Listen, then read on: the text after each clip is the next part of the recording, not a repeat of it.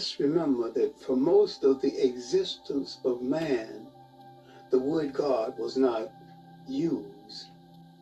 And yet, man had a great spirituality and a great affinity for the concept that man would later call God. Africa recognized that there was a spiritual force in the universe. He knew he could not make the rain, change the seasons, he could not make a hurricane, and he could not stop one.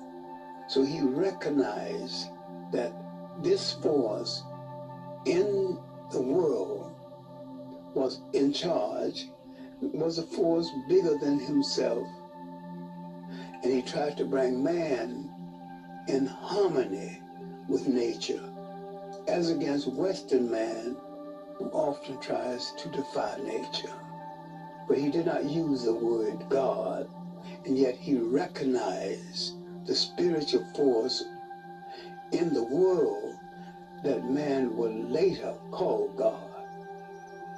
Dr. Clarke, I've often heard throughout the years that this word God is used in the English language. Is actually the word dog spelled backwards.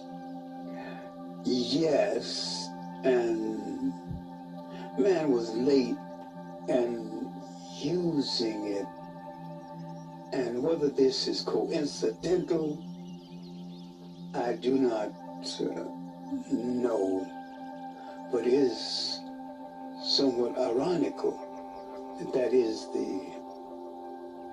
the case, because the God concept that we know came out of the conference in Nicaea in Europe, 325 AD.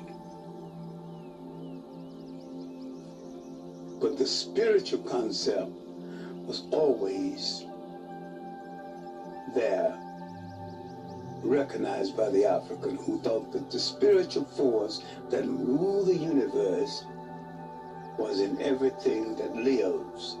Therefore, the African would meditate sometime before cutting down a tree, because a tree was a part of life.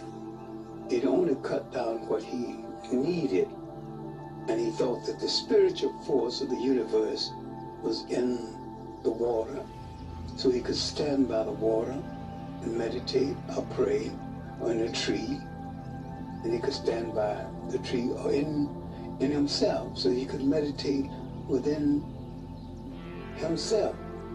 And so he did not need a church as such, and he did not need someone to intervene between himself and the spiritual force of the universe, because he thought that he was a part of that totality and he could communicate directly. Now, Dr. Clarke, what is the difference between religion and spirituality? Religion is an artificial form that came later when man organized spirituality into forms and denomination, into concepts.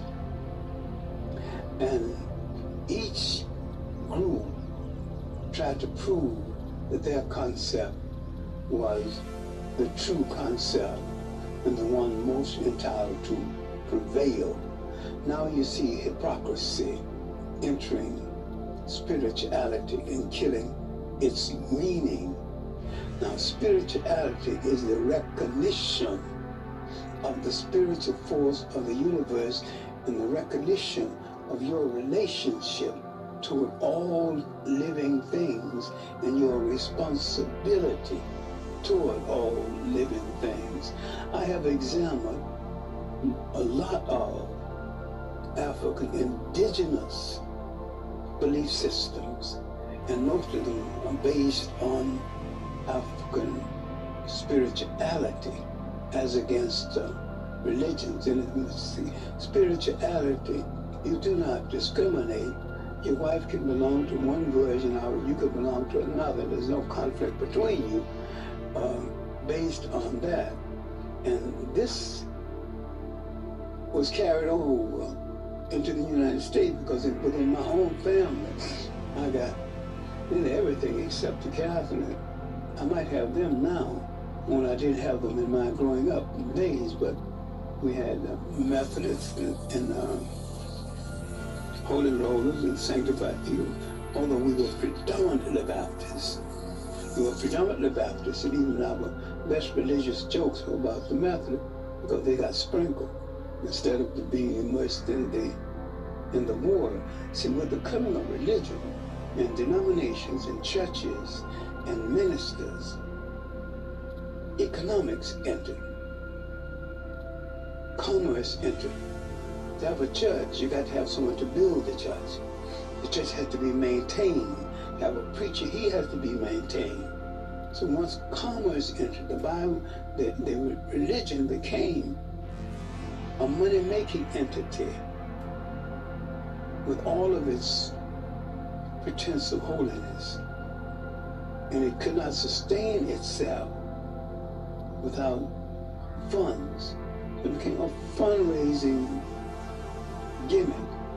And I say they're going away from spirituality, which is the recognition of all living things in their worth. When in religion, you give preference to your chosen denomination and people who adhere to your chosen denomination. Religion has a sense of prejudice throughout. In fact, nearly all religions are violations of the God concept by dictionary definition. Because if you take the dictionary definition of God, God is kind, God is gracious, God is non-partisan, which is just the opposite of religions. A Catholic will not concede that a Protestant is right or can be right. That's ungodly. So when you deal with the ungodly nature of religion, the Protestant nature of religions, the Protestant nature of religion, you can find out that religions violate, sometimes by their very being, the concept of God. We rocking MOPOWERZ. Up jumps the boogie to the bang bang boogie. Up jumps the boogie to the bang bang boogie.